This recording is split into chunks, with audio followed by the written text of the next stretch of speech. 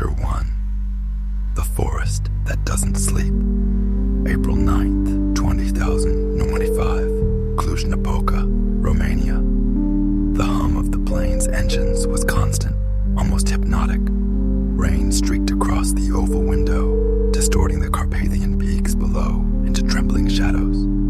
Elena Munteanu blinked slowly, one hand wrapped tightly around a weathered leather notebook. Her father's initials faint on the cover. She hadn't meant to come back to Romania, but the pull had grown stronger over the years. First a whisper, then a gnawing urge, and finally a scream that refused to be silenced. The Hoia Baciu forest, known to locals as Pădurea Blestemată, the cursed forest, was calling her home.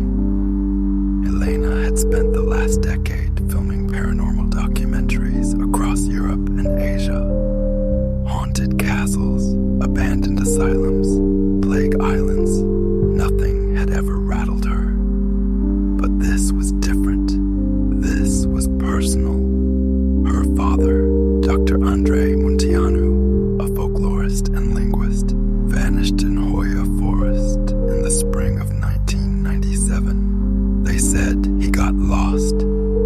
Others whispered of something darker, that the forest chose him. Elena had been 10. She remembered the last time she saw him, standing at the forest's edge with his camera bag slung across his chest and a red wool scarf knotted tightly around his neck. He turned and smiled. "I'll be back by evening, puiul meu. Be brave." But he never returned. They searched for days. Dogs refused to go near the round glade. Equipment failed. Radios went silent. And then, just as quickly as the search had begun, it ended. Officially, he was listed as missing, presumed dead. But her mother never held a funeral, never spoke his name again. Just silence. Years passed. Elena buried the memories beneath logic, research, and the cold comfort of facts. But the whispers returned in her dreams, voices from the trees, foreign chants in dead languages, the faint sound of her father calling her name over and over. And now, nearly 3 decades later, she was back. Cluj-Napoca had changed and yet stayed eerily the same. The medieval skyline still towered above winding alleys. Cafes buzzled during daylight, but as soon as dusk settled, the city grew quiet, as if listening. At the hotel, Elena spread her materials across the desk. Topographic maps, yellowed police reports, and grainy photographs of the forest taken from the air. Some of them showed the strange glade, an almost perfect circle devoid of vegetation. Trees surrounding it bent outward, as if recoiling from something that lay within. She highlighted names on a timeline. Ileana Popescu, on 1963, disappeared collecting herbs near the glade.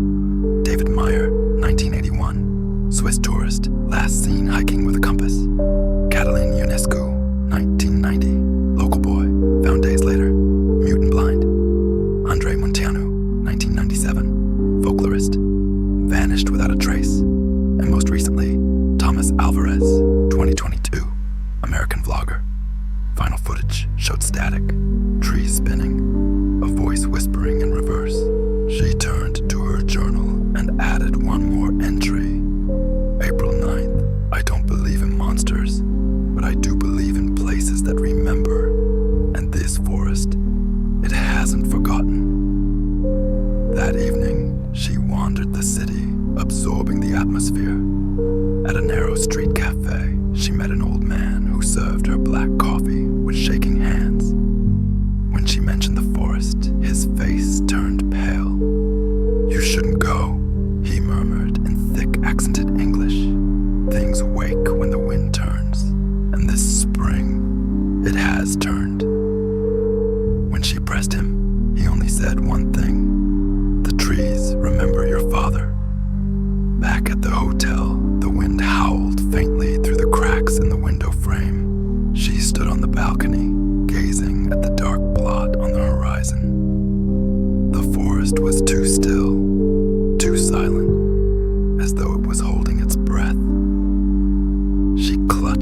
old scarf she had carried with her all these years. Its fabric frayed and stained. She had found it herself, days after the search ended, wrapped around the branch of a dead oak near the trail.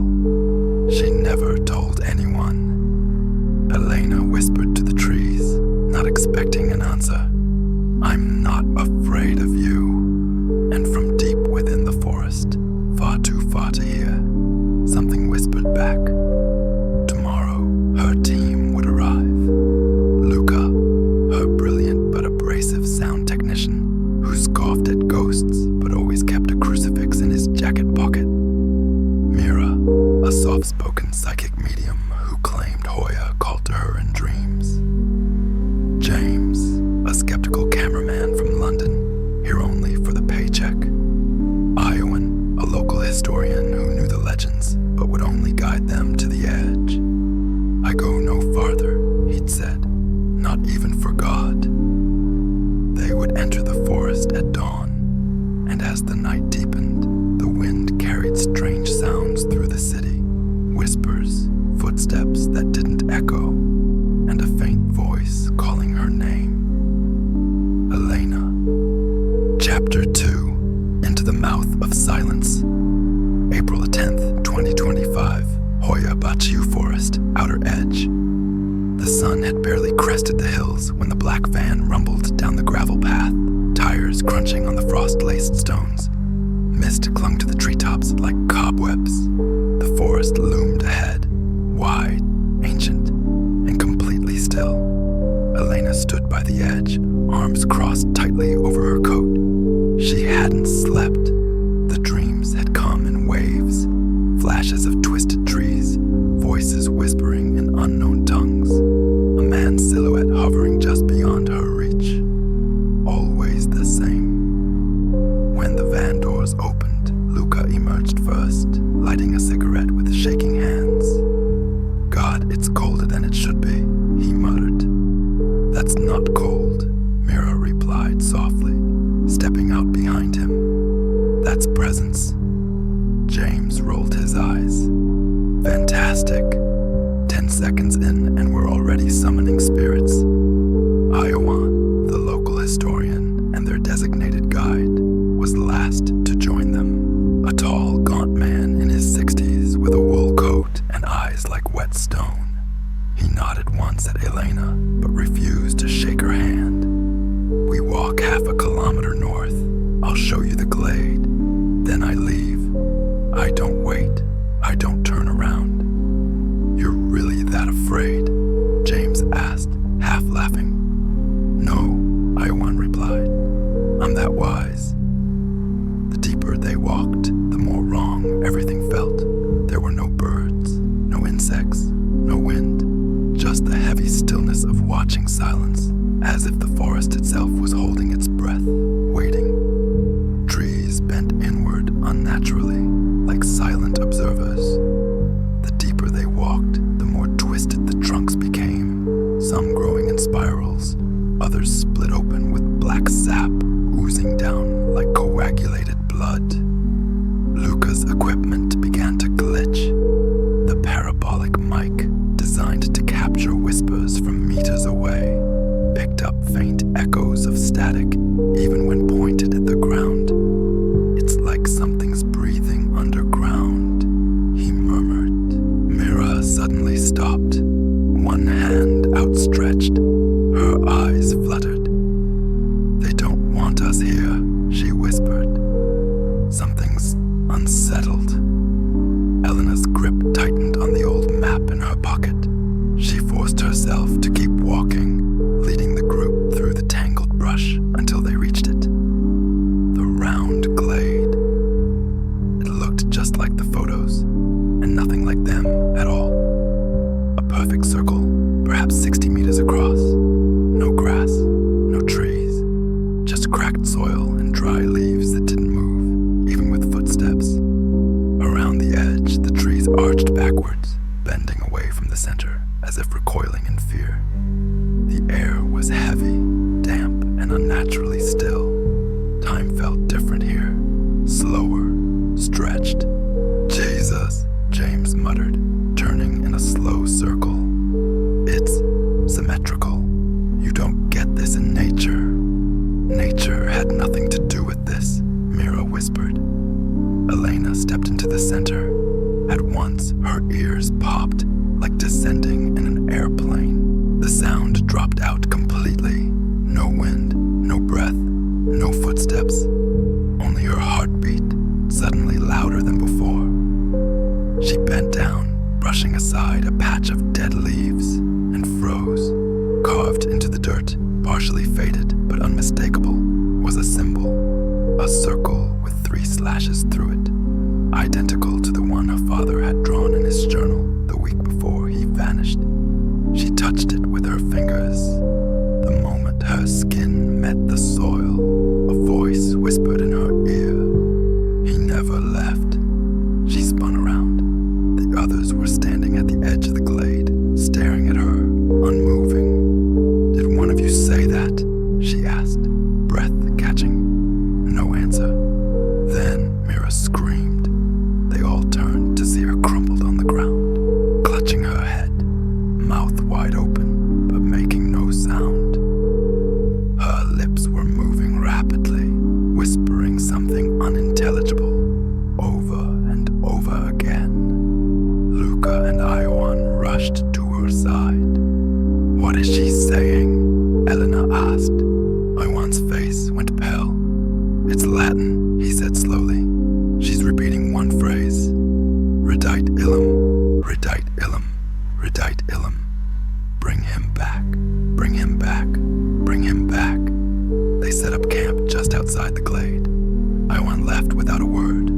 James filmed quietly, his usual sarcasm absent. Luca stayed by the gear, fiddling with broken receivers. Mira rested in the tent, her lips still twitching in her sleep. Elena sat by the fire, staring into the trees. Her mind went back to her father. What if he hadn't died? What if he had crossed into something deeper? Something beyond the forest, beyond time? She remembered the phrase from his last notebook entry. "There is no death in the circle, only silence." The fire cracked. From the woods came a soft, rhythmic sound. Footsteps, slow, deliberate, coming from within the glade. She stood, grabbing her flashlight, and stepped toward the trees. "Hello," she called. "Is someone there?" No answer, but she could hear breathing, raspy, uneven, not her own. She raised the flashlight and swept the beam across the trees. Nothing, until eyes, just beyond the glade, high in the branches, glinting, watching, unblinking, and then a voice again, softer this time, but clearer. "You should not have come back." Chapter 3, Whispers Beneath the Roots. April 11th, 2025, Oyabachu Forest, temporary camp. The fire had long since died. Elena sat awake, her flashlight dimming, battery warning flickering red. The others were asleep, at least they looked asleep. Mira mumbled in her dreams again. But the Latin chanting had faded, replaced by something else. Something guttural. Elena had written every word she could remember from the voice last night. "You should not have come back." But the eyes, that was what haunted her most. They weren't animal, they weren't human either. They watched with something ancient and hungry. She hadn't told the others. Just as dawn began to lighten the treetops, James stumbled out of his tent, bleary-eyed and tense. "Can't sleep," he muttered. Kept hearing something circling the camp. "I thought it was you walking last night," Elena said quietly. "I never left the tent." They stared at each other for a long moment. By mid-morning, Mira had awakened, silent, withdrawn, her hands trembling. She refused to speak until Elena coaxed her with tea and soft words. "I didn't dream," she finally said. "It wasn't a dream. It was a memory. Yours." asked, crouching beside her. No, Mira whispered. Someone else's. A man. He was running through the trees. He had blood on his hands. He was afraid, but not of something chasing him. He was afraid of what he'd done. She looked at Elena. He saw your father. That afternoon, they explored deeper into the forest, carrying minimal gear. Just audio recorders, infrared cameras, and a compass that spun uselessly in every direction. Johan had warned them never to rely on technology here, and now they understood why. They stumbled upon something unnatural 2 kilometers west of the glade. A clearing full of standing stones, weathered, jagged monoliths arranged in a spiral. None were native to the forest. Carvings etched into their surfaces showed humanoid figures, some upside down, others with no faces, and all of them had empty circles carved into their chests. What the hell is this? Luca breathed. Ritual site, Mira said immediately, but not Dacian, not Christian, older. Elena moved closer, brushing moss away from one of the stones. Beneath the grime was a symbol, the same 3-slashed circle her father had sketched. Her stomach twisted.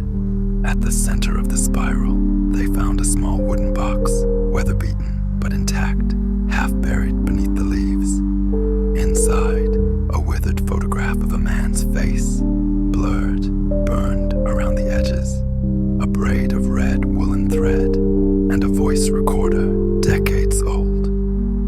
Luca popped in fresh batteries. The tape whirred to life. A moment of static, and then, "This is Dr. Andre Munteanu. If anyone finds this, I need you to understand.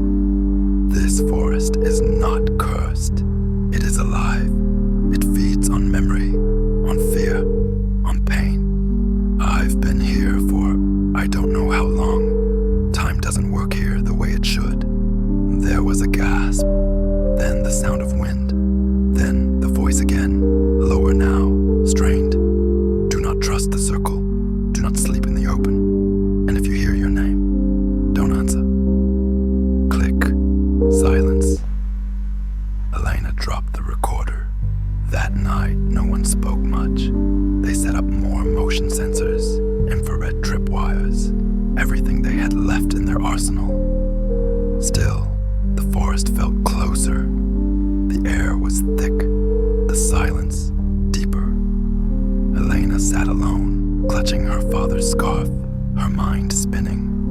How could he still be alive? How could he know someone would find the recorder? And more disturbingly, who buried it? Just before midnight, a loud crack echoed through the trees. One of the motion sensors tripped, then another. Lights blinked erratically on the monitors. Luca jumped up. Something's moving. Close. James grabbed the camera and swept it toward the glade. Nothing. Mira's eyes snapped open from her trance. It's not outside. It's under us. Suddenly, the ground shook, barely perceptible, like something massive shifting deep below. The campfire flared up without warning, bright blue for a split second, then died completely. In the darkness, Elena heard it again. Footsteps, but not from one person, many, all around them, soft, uneven, like people dragging their feet. She turned, shining her light into the black. Nothing. But then, just outside the ring of trees, a figure stepped forward. Tall, thin, wearing a red scarf. Elena dropped the flashlight. Chapter 4. The Man in the Red Scarf. April 11th, 2025. Midnight, edge of the glade. Elena stared at the figure in silence. The red scarf wrapped around his neck fluttered ever so slightly, though there was no wind. His silhouette was half obscured by mist, but she saw enough. The slumped shoulders, the dirt picture of someone who had been lost or forgotten. "Dad," she whispered. No answer. She took one step forward. The flashlight lay on the ground behind her, flickering, casting long, trembling shadows. The figure did not move. The others were frozen. James held the camera like a statue. Luca stood pale-faced with his hand clenched around the nearest branch. And Mira began to sob silently, clutching her temples. "That's not him," she whispered through clenched teeth. "It looks like him, but it's not him anymore." Elena stepped closer. The figure didn't blink, didn't even breathe. Only when she was 5 steps away did it raise its head and smile. But the smile was wrong, too wide, too slow, like something learning to imitate human expressions. "Elena," it rasped. The voice was layered, like multiple tones speaking in sync. "You came back." Her breath hitched. The voice was almost right, but there was something beneath it, parasitic, like a second voice mocking the first. "Where have you been?" she asked. "Below," it said, "where the roots twist and the silence hums, where your father learned the truth." Mira screamed, falling backward, eyes wide and bloodshot. The thing in the scarf tilted its head. "They all hear it eventually," it said, stepping closer. The pulse, the chant, the invitation. Behind Elena, Luca suddenly shouted, "Back away from it." He threw something, salt, or maybe ash, from Mira's satchel. It struck the figure's chest. The man in the scarf shuddered, then collapsed instantly into a pile of wet leaves and bones. Not a man, not even a corpse, just a discarded shell. Panic surged. They retreated from the glade, stumbling through bramble and thorn, breath tight in their chests. Mira mumbled incoherently. Elena clutched her satchel like a lifeline. James whispered prayers he didn't believe in. They made it back to the second campsite near the spiral stones before collapsing in exhaustion. "It used his body," Luca said, pacing. "A mask. Something in this place wore your dad like a coat." Elena said nothing. She was too busy replaying the voice in her mind. Not the words. Those were horrifying enough, but the feeling. When the thing had said her name, something inside her had pulsed. A memory, not her own. At dawn, Mira finally spoke again. "I saw it," she whispered. "I saw the tree." Everyone turned to her. "What tree?" James asked. Mira looked up, her pupils unnaturally large. "The heart tree. In the dreams, in the forest. It's where the dead go, where the roots grow down into time itself." Elena leaned in. "Where?" "South," Mira said. "The path reveals itself only when the forest allows it." They were about to ask more when Luca's voice cut through the air, urgent. "Guys, you need to see this." He held up the camera. "I was reviewing footage from last night, and there's something else in the shot with the red scarf." He rewound. Frame by frame, the man in the red scarf came into view, but standing just behind him, invisible to the naked eye, was another figure, unmoving, shrouded in black. No face, long fingers resting on the red-scarfed figure's shoulders like a puppeteer. And just before the image cut to static, its head turned directly toward the camera. That night, they heard singing, not close, not loud, but unmistakable. A low, mournful chant in a language none of them spoke, coming from deep within the woods. It didn't stop until sunrise, and somewhere beyond the veil of trees, the forest had opened a path, a straight line of trees bent into archways, beckoning. Chapter 5, The Heart Tree Path, April the 12th, 2025, Hoya Bachiu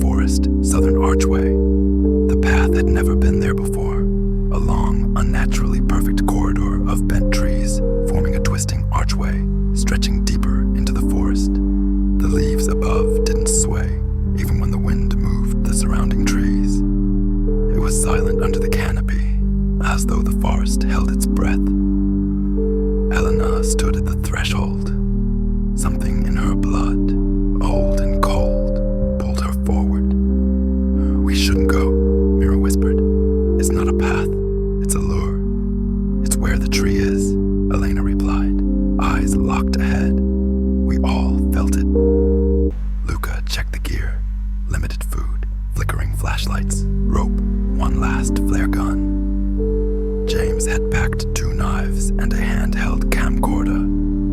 Mira held only her journal and a pouch of iron shavings, which she claimed it doesn't like. They stepped onto the path, and the forest closed behind them. For hours, they walked in total silence. There was no birdsong, no insects, just the crunch of dead leaves and the soft breath of unseen things behind the bark. Every 20 meters, they passed markings on the trees, handprints burned deep into the trunks, some small like children's, others far too large. The further they walked, the more wrong the forest became.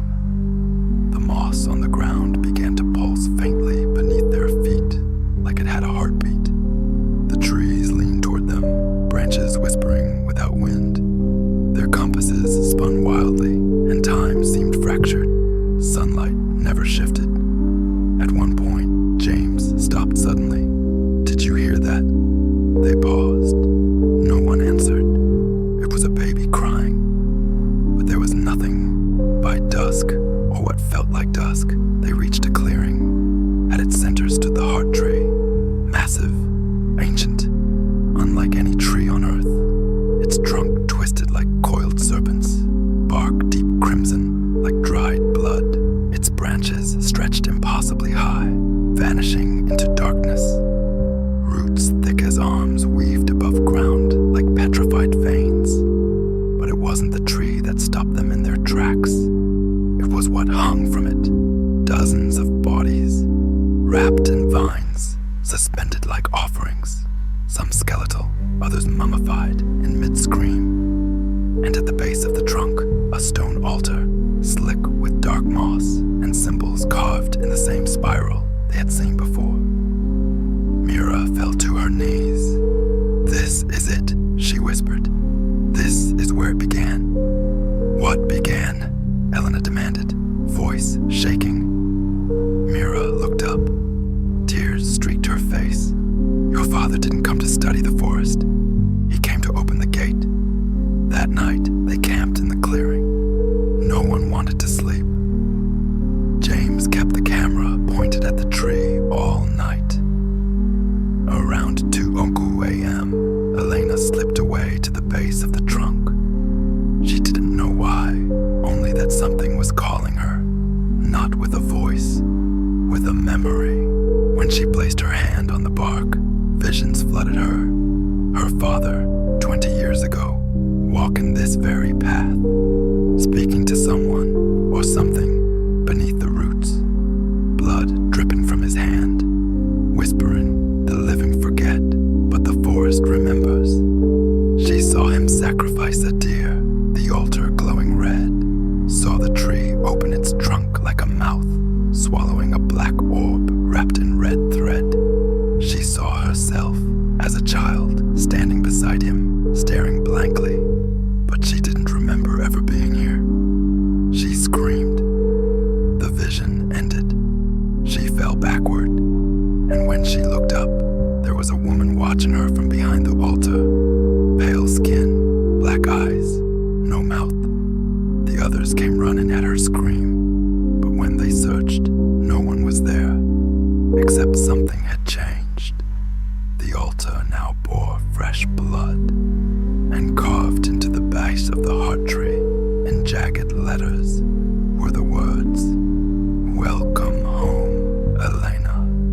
Chapter 6, Beneath the Roots, April 13th, 2025. The Heart Tree, Subterranean Descent. They didn't speak the next morning. No one had slept. The forest around the Heart Tree remained remained unnaturally quiet, like the world itself was holding its breath. Mira refused to approach the altar again, her eyes bloodshot and distant. James stared at the blood-streaked inscription on the bark, "Welcome home, Elena," as if reading it over and over would change its meaning. But it was Elena who moved first. She touched the altar, not out of curiosity, out of instinct. Her fingertips slid across the grooves, and the moment her skin made contact, the earth trembled.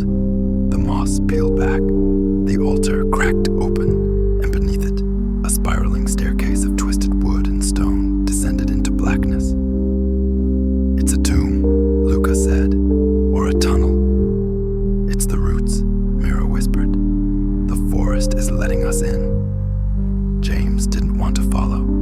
He begged them to wait until daylight, to regroup, to find help. But Elena was already descending, one hand gripping the rope tied around her waist, the other holding a flickering lantern. They followed her down, one by one, into the earth. The descent felt endless. The staircase was uneven, ancient. The walls were alive, actual roots, thick and pulsating, slithered along the stone like veins. Moisture clung to the air, thick and metallic like blood. The deeper they went, the less their lights worked. Batteries died, flames dimmed, shadows crept, and then they heard voices, faint, distant, echoing. Elena paused. "Do you hear that?" The others nodded. It was chanting, but not random, repeating, layered, whispered in a dozen different tones, some human, others unmistakably not. They reached a cavern, massive, ceiling lost to darkness, walls lined with carvings, symbols that shifted when you looked too long, and in the center, a circle of stones forming a ritual site, just like the one they'd found in the forest above. But this one was fresh. Candles burned with no flame. A pool of black water rippled silently in the middle, and surrounding it, 7 robed figures, motionless, headless. Luca gagged. James stepped back in horror. The robes were deep red, stained black in places. The figures weren't statues. They were bodies, perfectly preserved, their necks cleanly severed as though by some invisible blade. Yet their hands still gripped books, bound in flesh, their pages fluttering despite the still air. "This is where it happened," Mira said softly, her voice like a prayer. "This is where the gate opened, where he made the pact." Elena approached one of the bodies. Its hand twitched.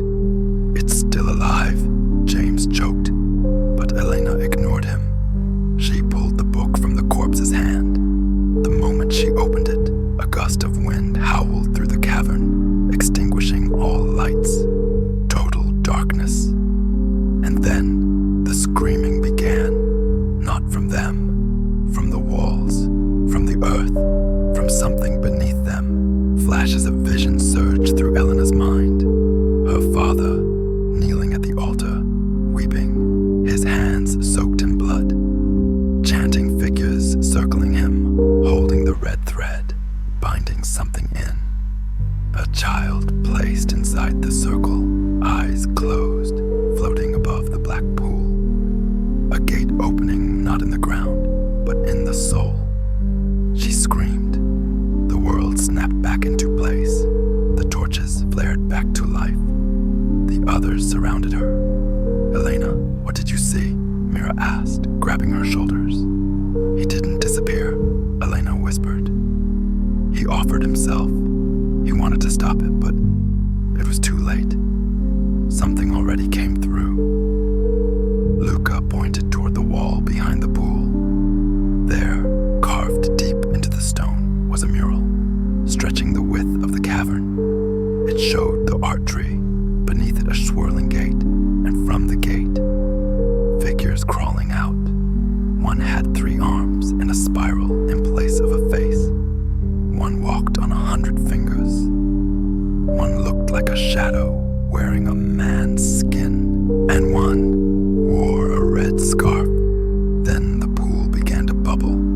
The black water rose, swirling violently. The surface cracked open, and something began to emerge. A figure, no face, no bones, just a sack of skin filled with whispers. They ran up the stairs, lights dying behind them. But as they fled, Elena heard one last voice in her mind. Not a memory, not a hallucination, but something real, awake and beneath her skin. You were never meant to leave. You were part of this from the start. She tripped, hit the stairs, and in that final moment before Luca pulled her up, she looked back and saw a hand reach up from the black water. Her father's hand. In Chapter 7, That Which Followed. April 13th, 2025, late afternoon, surface above the heart tree.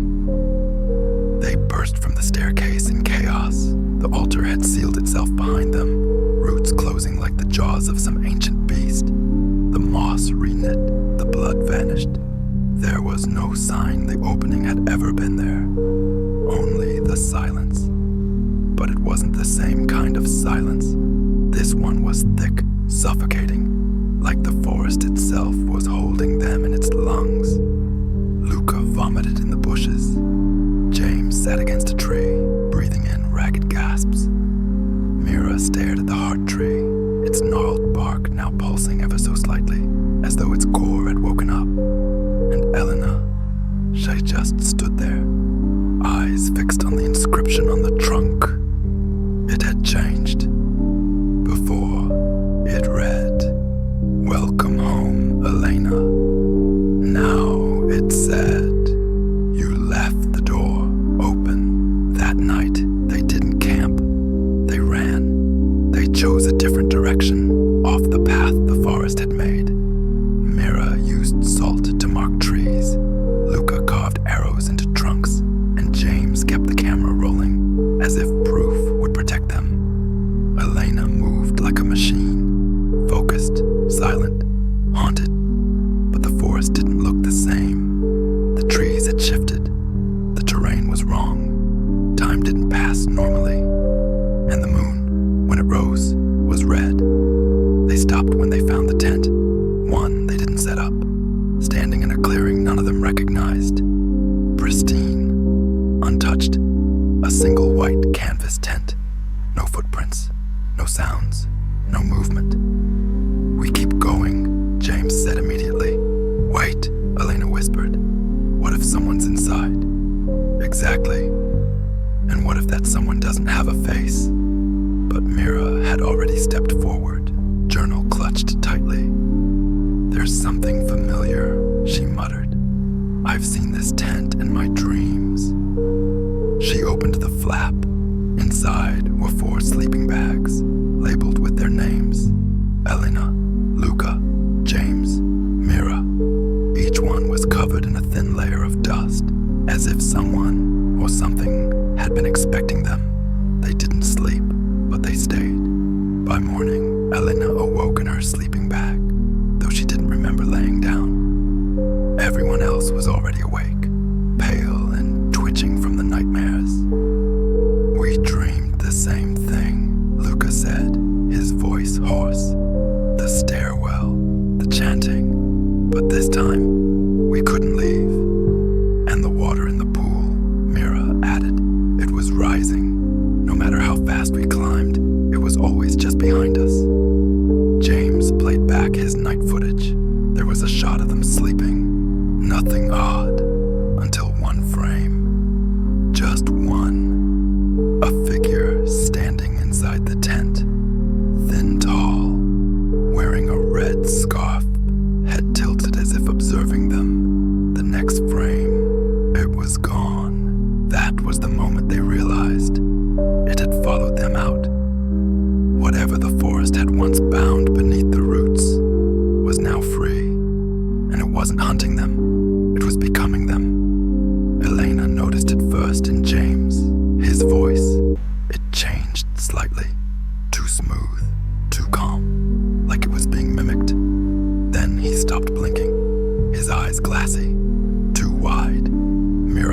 next in Luca. His reflection in a puddle didn't match his movements. The real Luca scratched his head. The reflection smiled. And by sundown, they realized one of them wasn't real anymore.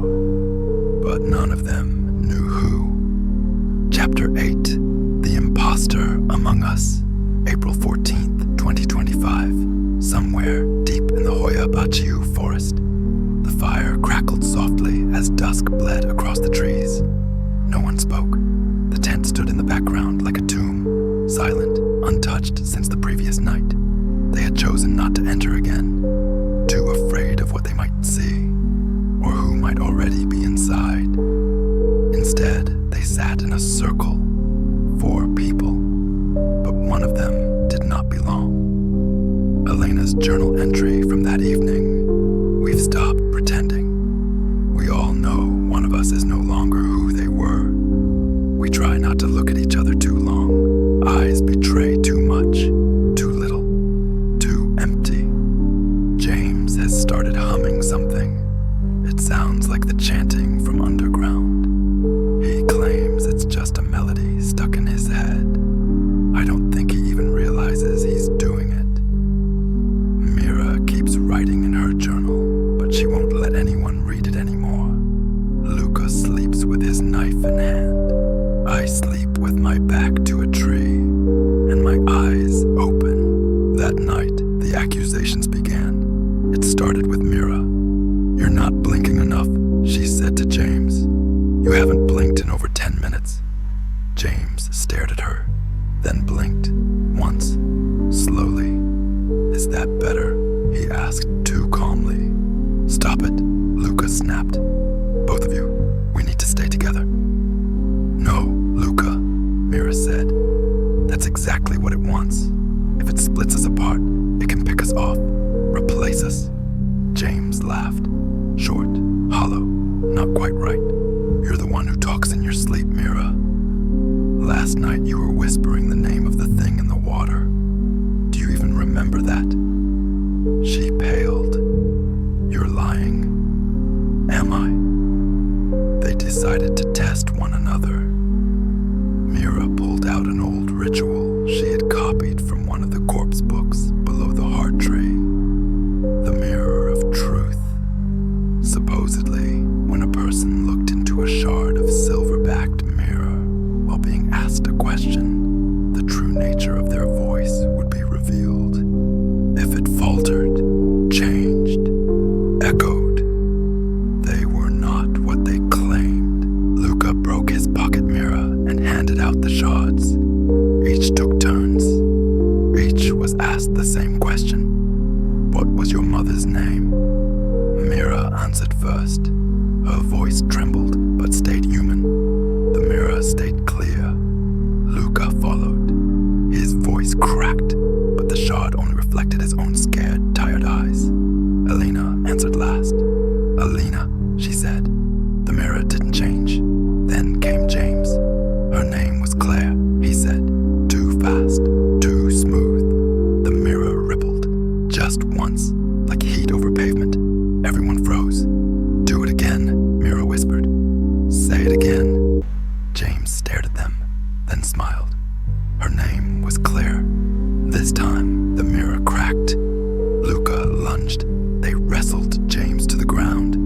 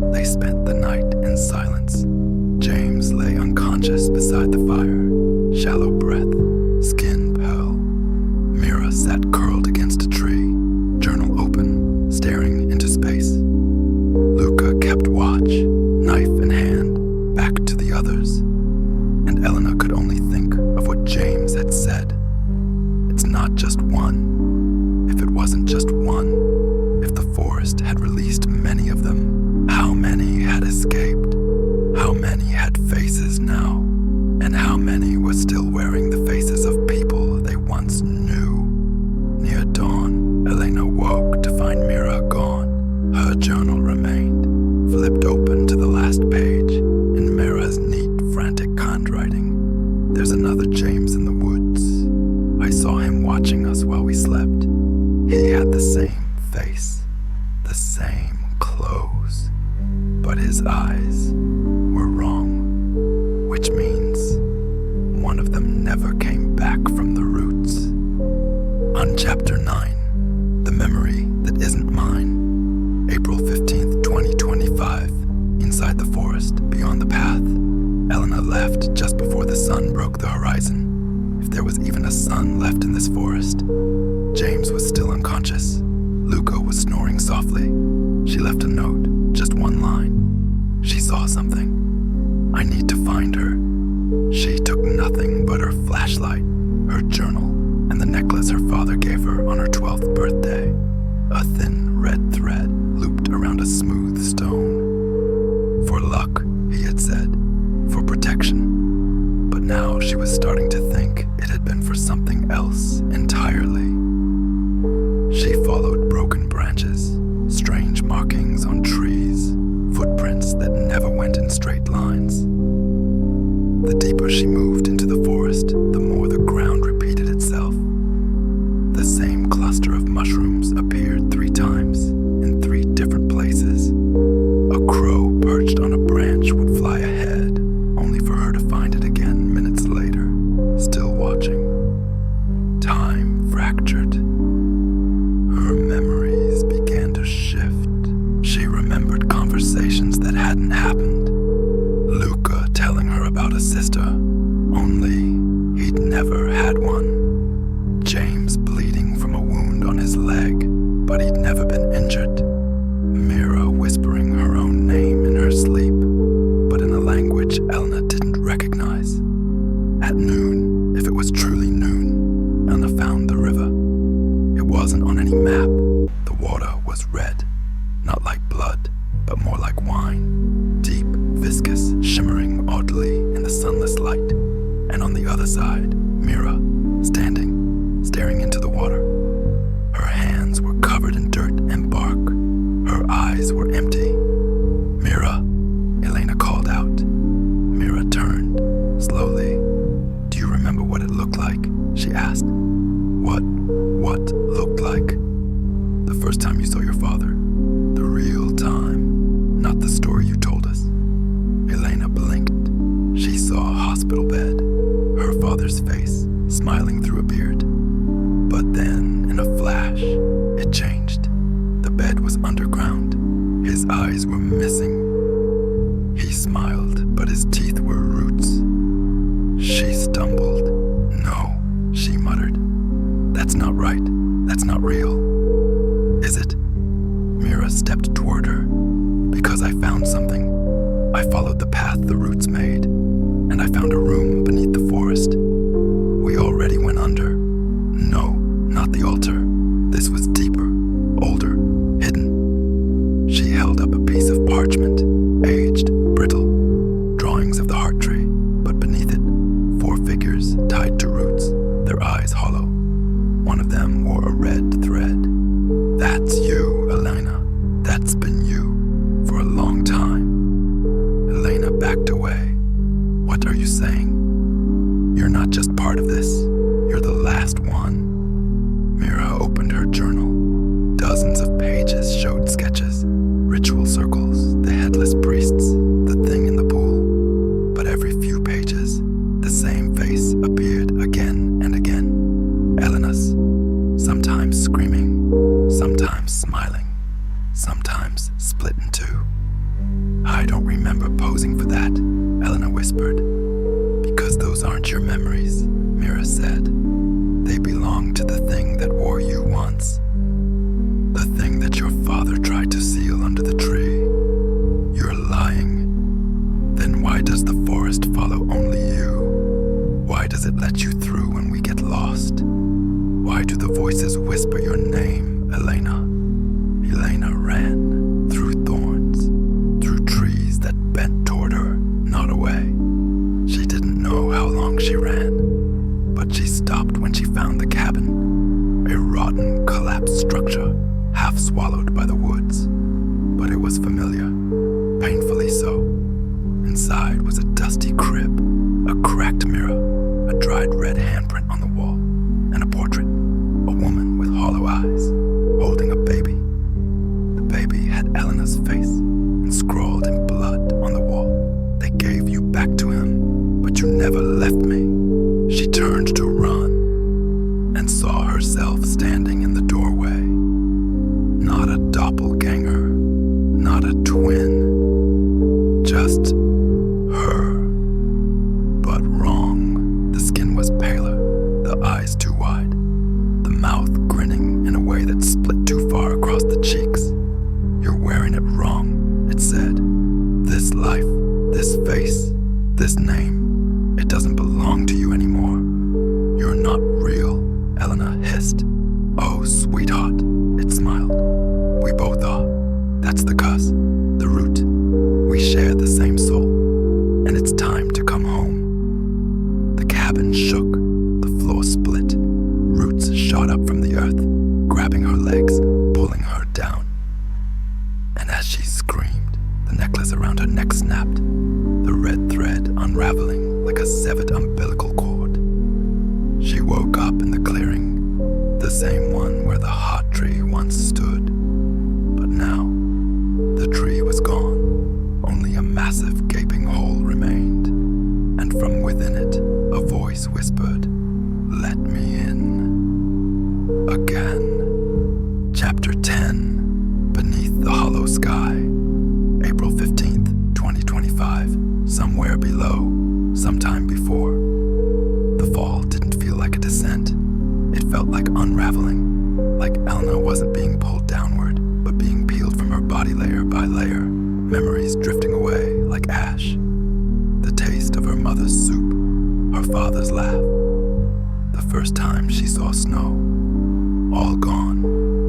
When she opened her eyes, she was not in the forest. She was in a world that had never known light. The sky above her wasn't black. It was hollow, as if something had scooped it out. Stars hung motionless, like dead insects in amber. The ground was made of flesh-like stone, pulsing faintly beneath her feet. Trees grew here too, but upside down, from the ceiling. Their roots hung downward, reaching for her like fingers. She stood at the edge of a village, if it could be called that. The buildings were twisted, organic, grown, not built. They pulsed, breathed, moaned softly when the wind passed, and from within them, they watched her. They echoed, things wearing human skin, but not correctly. Faces melted like wax, lips on foreheads, extra eyes blinking from shoulders. Some wept, others smiled with shattered teeth. They whispered her name, not Elena, but a name she didn't recognize.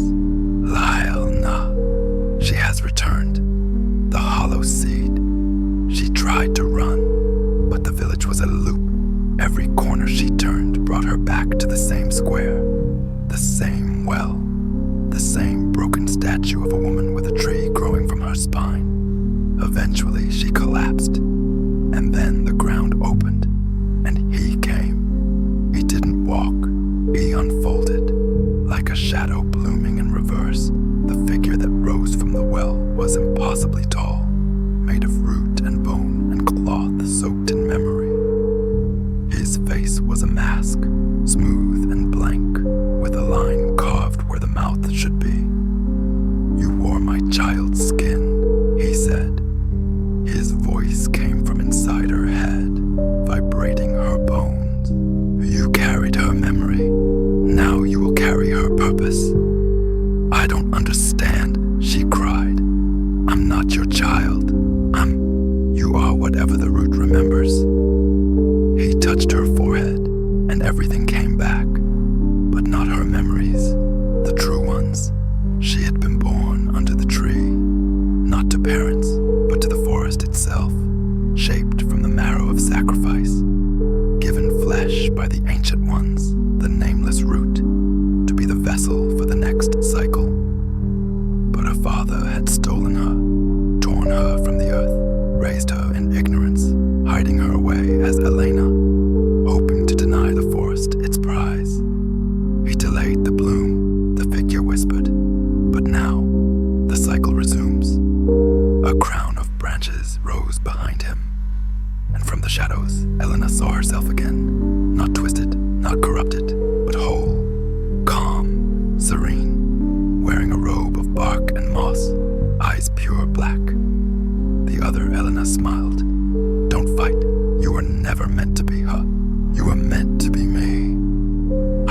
did you take me? Elena gasped. You misunderstand, said the voice of the root. We already have. The only question is, will you accept the bloom or rot resisting it? The ground cracked. Voices poured out. Thousands.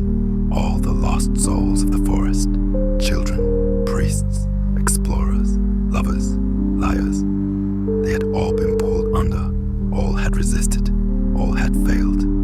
And yet, from deep inside herself, something pulsed. The necklace, the thread of red.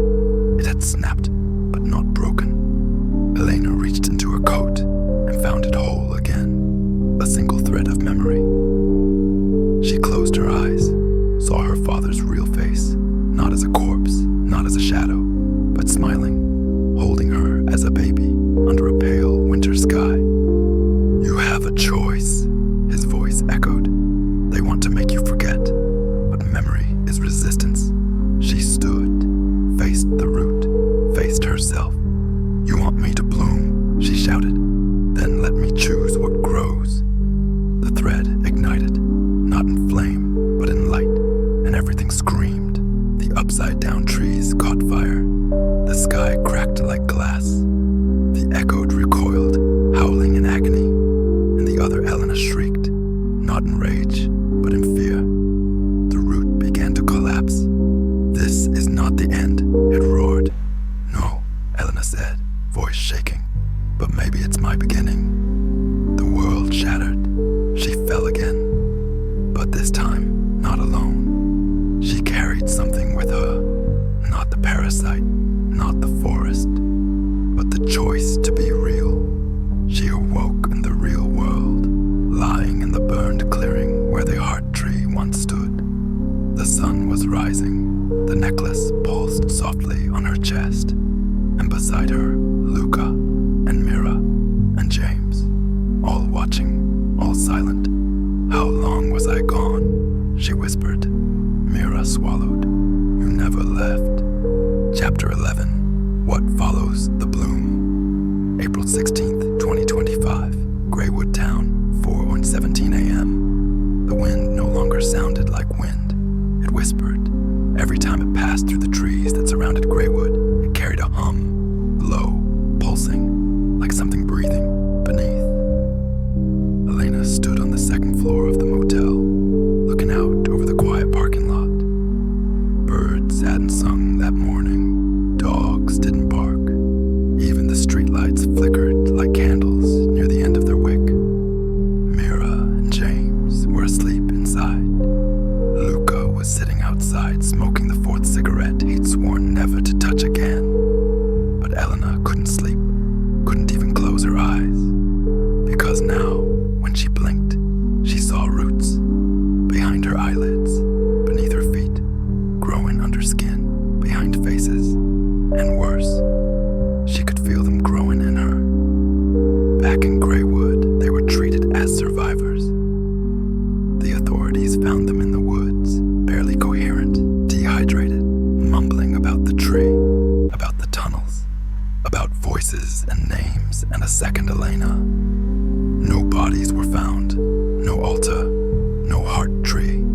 The authorities chalked it up to trauma, hallucination, psychological breakdown under environmental stress. But that didn't explain the wildlife fleeing the area, the earthquakes with no tectonic cause, the missing townsfolk, a growing list of names that no one wanted to talk about. Something had followed them out. 2 days later, Elena woke to find her bed sheets soaked. But it wasn't sweat. It was sap, thick, amber, sweet-smelling, oozing from her palms, her hairline, the space beneath her ribs. No wound, no pain, just leaking. And then the dreams returned. Not hers, his, the root. In the dreams, she stood in a field of heads, planted upside down, mouths full of soil, humming the same song. One for the breath, one for the bark, one for the hand that lit the spark, one for the face she used to wear, one for the grave that's always there. She woke screaming, Mira, wide-eyed, said she'd had the exact same dream. So had Luca and James. Then came the signs in town. Children drawing trees without leaves, but with mouths at the base. A woman in the market began coughing up moss. A man burned down his own greenhouse, screaming about roots in his spine. The trees near Greywood began to lean, all of them, toward the center. Elna finally cracked when she returned to her father's old study. His desk still smelled of ink and soil. His journals lined the shelves, dusty, unread. But one journal was new. Not just newer, it had been written yesterday, by him. She opened it. Inside, page after page of her dreams, written in handwriting identical to his. At the bottom of the last page, the root never dies. It sleeps, and now you've brought it rain. Panicked, she tried to leave town. Luca drove, Mira and James followed. But after 20 minutes of straight highway, they were back in Greywood. The loop had begun, just like in the forest. The root was spreading, not underground, but through memory, through them. And one by one, they began to change. James forgot his sister's name. Mira began speaking in tongues while asleep, old words, dead languages. Luca's reflection no longer moved when he did.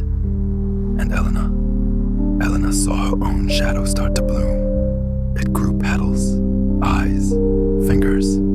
Sometimes it stood beside her instead of under her.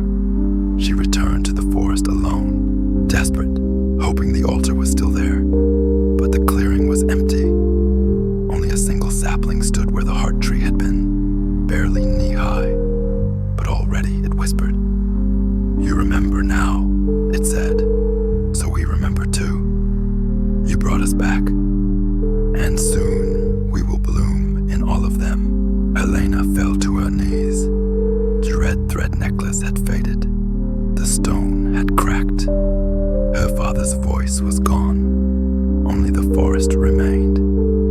When she returned to town that night, she found something waiting on her doorstep. A mirror, old, ornate, with something carved into the wood. Seed. She picked it up, and in the mirror, she saw not herself, but the root grinning.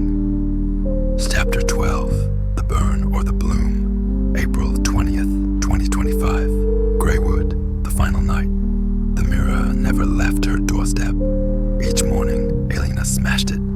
Each night, it returned, uncut, polished, waiting. By the 7th day, she stopped fighting. She brought it inside and stared. The face looking back wasn't hers, not anymore.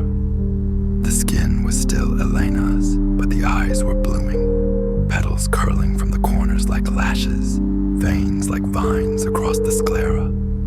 Her reflection smiled even when she didn't, and when she reached toward it, it reached back, not from the mirror, but from behind her. Greywood was changing, not gradually, but in pulses. Time bent. 1 minute it was sunrise, the next, dusk. Houses began to grow roots through their floors. Lamps flickered even without power. The air was filled with floating spores, luminous and slow, like falling snow. The townspeople either forgot or obeyed. They walked barefoot. They whispered to trees. Children gathered around saplings and prayed. A girl named Ava tore her own tongue out, then spoke perfect Latin. Elena knew what was happening. The root wasn't invading this world. It was waking it up. The infection wasn't physical. It was conceptual. It traveled through memories, through understanding. The more someone believed in the root, the more it could grow inside them. And she was the original seed, the dream, the key, the door, the mother sapling. She had one last chance, one weapon, the red thread. Though faded and cracked, it still pulsed faintly against her chest. It was made from her father's final act, a thread of memory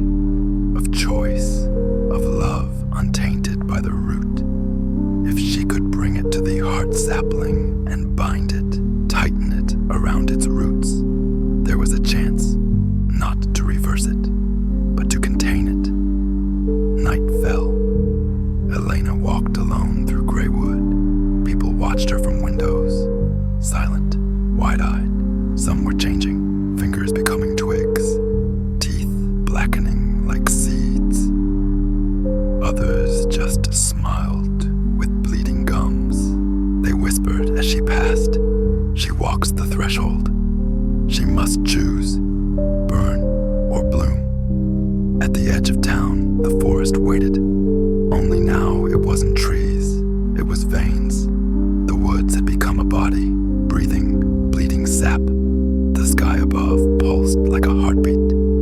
The heart sapling stood in the clearing, now taller than Elena, its bark covered in faces. Her face, Mira's, Luca's, her father's. They all whispered, "Come home." She stepped forward. The red thread trembled. Suddenly, a hand gripped her shoulder. It was Mira, but not Mira. Her eyes were black, mouth leaking spores. "It doesn't have to hurt," she whispered. "You were never meant to be human. Why keep pretending?" From the woods came James and Luca, both changed. Eyes like roots, voices like wind through dead leaves. "Join us, let go. It's easier." Elena fell to her knees before the tree. The thread burned in her palm. The heart sapling bent toward her. From its trunk, a mouth opened. It spoke in her own voice. "You're tired. You've always been tired. Stop resisting. Just bloom." And for a moment, she considered it. Wouldn't it be easier to stop running, to stop remembering, to let go and be part of something? But then she remembered her father's smile. Not the one from the roots illusion, the real one. That moment by the lake when he said, "You're not what made you, you're what you choose to be." With shaking hands, she wrapped the thread around the sapling. It screamed. The forest convulsed. Spikes of black bark shot from the ground. The air turned white hot. Every voice screamed in agony, not in pain, but in fear. She whispered, "I remember who I am, and you don't belong here." She pulled tight. The thread snapped, and everything burned. The forest caught fire, not with flame, but with light. The illusions peeled away. The faces melted, the root writhed, and the heart sapling exploded into ashes of memory, which scattered into the wind. She collapsed and woke up in a hospital bed, April and the 22nd. Greywood no longer existed. They told her the forest had been destroyed in a wildfire. They told her her friends were dead. They said she was lucky to be alive, but in her room, on the windowsill, sat a glass jar. Inside, a single glowing spore, still pulsing, still waiting.